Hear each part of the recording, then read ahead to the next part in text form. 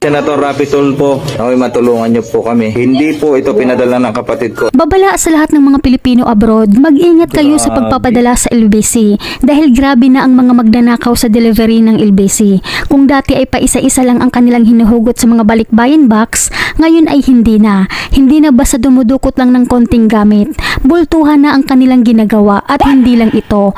Meron din silang kalukuhan na papalitan ang laman ng inyong mga balikbayan box, papalitan ng mga gamit na dugyot, mga babaho at kung ano-ano pa para lang mangmukhang puno ang balikbayan box na pinadala nyo sa Pilipinas. Ang balikbayan box na pinaghihirapan nyong mapuno na halos umabot ng buwan o taon ay nanakawin lang pala ng mga kawatan. Gaya na lamang nitong sinapit ng pamilya ng isang OFW ang nadismaya ng lumo ng gusto matapos mabuksan at makita ang laman ng kanilang balikbayan box. Napadala ng kanilang kaanak through LVC hari ng padala na umano'y matagal ng pinagkakatiwalaan ng kanyang kapatid.